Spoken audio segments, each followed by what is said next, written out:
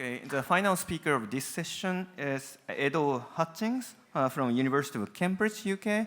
The title of the presentation is Mapping T1 weighted / T2 weighted ratio similarity networks in the common marmoset. Thank you. Hi, everyone. Happy to be here. So, yeah, my name's Ed. I'm going to be talking to you about structural similarity networks in the common marmoset. I have no disclosures, maybe one day. Great, so cortical areas are highly structurally interconnected into networks, and we can image the brain's network structure in vivo in individuals using MRI. And this is typically done using diffusion imaging and tractography. However, there are known limitations to this approach, such as a systematic bias against long-range connectivity.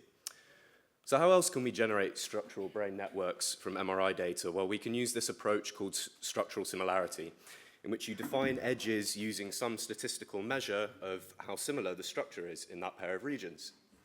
And structural similarity networks generated from multiple features have shown interesting changes over development and in mental disorders such as ADHD and psychosis. However, an important question springs out from this around interpretability. What does it mean for two regions to be similar in terms of 5 or 10 structural features? Can we build structural similarity networks from a single feature which are interpretable? And can we do this in a highly relevant translational model of brain development, the common marmoset, which we've heard a little bit about today? So to answer these questions, we generated structural similarity networks from T1-2 ratio data in the common marmoset. So we use T1-2 ratio as a proxy for myelin, which is obviously highly functionally and developmentally relevant. And we use the common marmoset for a couple of reasons.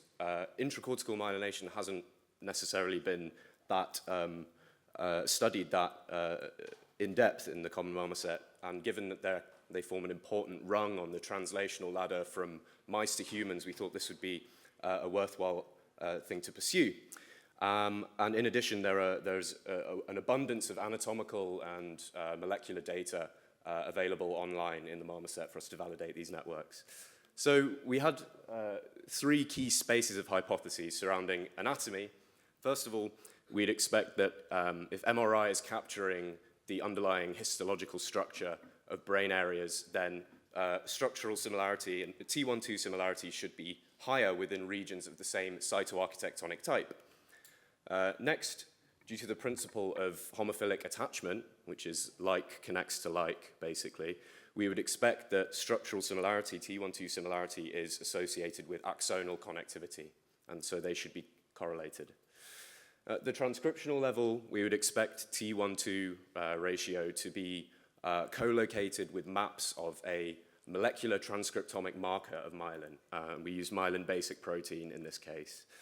And furthermore, we know from previous literature that structural similarity is associated with gene co-expression, so we tested that at the level in our T1-2 similarity networks as well. And finally, myelin changes over adolescence, so we would expect these networks to show developmental signal. And if this signal is stable across individuals, we should be able to predict age. Great. So how did we generate these networks? We used T1-2 ratio images from the world's largest open neuroimaging dataset in marmosets, from the Brain Minds project, which has images from 446 marmosets from pre-puberty to senescence. And we use this algorithm, morphometric inverse divergence, or MIND, which uses this statistical measure KL, or Kullback-Leibler divergence, to tell you how similar is the T1-2 ratio voxel distribution in a pair of regions. And this differs from similar approaches like myelin profile covariance because it doesn't directly consider the depth dependence of myelination throughout the cortex. You get out this matrix, which varies from 0 to 1, higher values meaning more convergent T1-2 ratio distributions, lower meaning more divergent.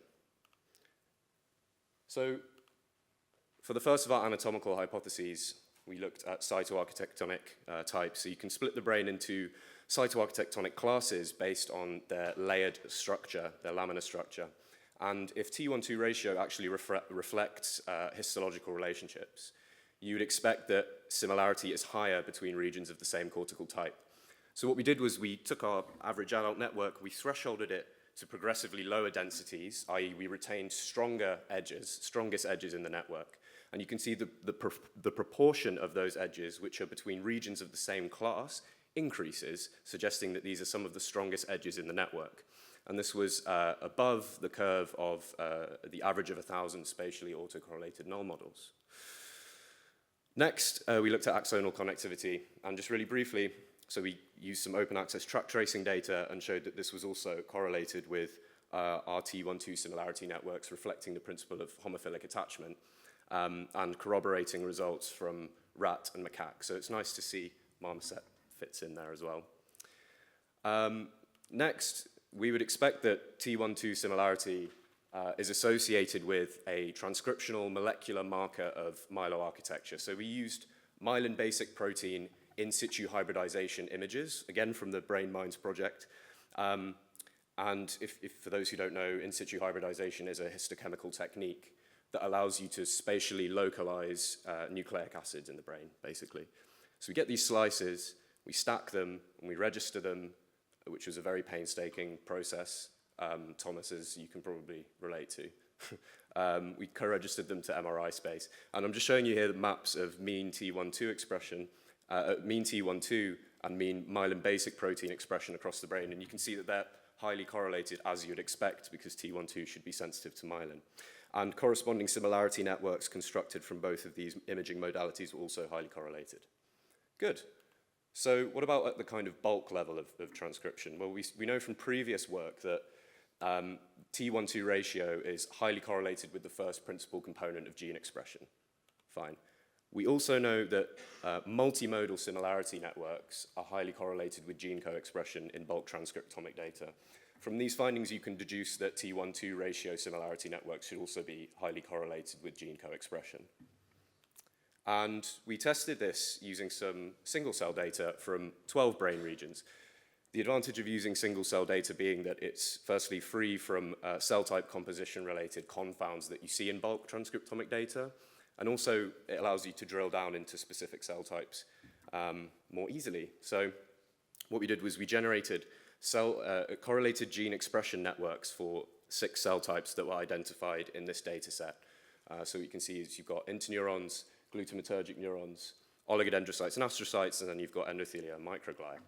And we correlated each of these gene co-expression matrices, correlated gene expression matrices, with our matched T12 similarity network. And what you can see is that glutamatergic neuron similarity comes out on top. So what that means is that T12 similarity is most highly correlated with co-expression of genes in glutamatergic neurons, okay? And we replicated this using an MBP expression similarity matrix. So glutamatergic neurons come out on top again. And we were a bit puzzled by this at first, right? I mean, you'd probably expect oligodendrocyte gene co-expression to be most highly associated with similarity in myeloarchitecture. But our current working hypothesis is that, well, myelination isn't just a process that's intrinsic to oligodendrocytes. It's also driven by activity in neurons, so it's activity dependent. And so the local functional requirements of those neurons, which are underpinned by the transcriptomic diversity of those neurons, also relate that might basically entrain the myelin signal in those regions, if that makes sense. Good, so we moved on to development now.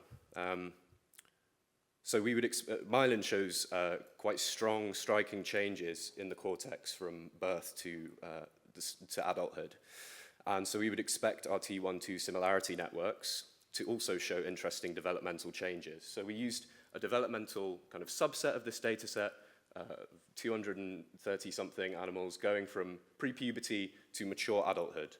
And we used a series of machine learning models to predict age from either just the mean T12 in each brain region or a bunch of different network metrics. So we used either the degree of each region, which is the average across all edge weights, or we used just edge weights to predict age. Okay? And the takeaway from this is that network metrics perform better than mean T12 in predicting age. That's probably not surprising for edge weights, given that so we have like 26,000 edges per scan, so 26,000 features, but only about 230 regions per scan. But what is more striking is that you can get a better age prediction using degree from each scan, which kind of suggests that taking into account the relative similarity of a region, or the myeloarchitecture of a region relative to the rest of the brain, contains more developmental signal than just the absolute level of myelination of that region, if that makes sense. So that was nice to see. And just briefly, I know I'm running out of time, but we wanted to drill down a little bit into what the kind of age-related changes were in these networks. So we did multiple linear regressions at the level of each edge, and we extracted the beta age coefficient on each edge, the slope. We did hierarchical clustering on the beta age matrix, and that revealed 3 maturationally coordinated clusters, which mapped onto sensory, multisensory, and association swathes of cortex. And you could also differentiate these clusters by the hierarchical level of its constituent regions. And finally, we replicated this using some in situ hybridization myelin basic protein data. So this is kind of like a general feature of the maturation of myeloarchitectonic similarity networks that has been shown in humans as well through work of people like Casey Paquola. So it's nice to see some conservation there. And I'm running out of time, so we have anatomical, transcriptional, and developmental hypotheses, which we've confirmed. And I'd just like to thank my supervisors and my collaborators dearly, my funders, everyone whose data I used, specifically the people whose names are in bold who replied to my annoying emails. And if you want to find out more, please come and have a look at my poster.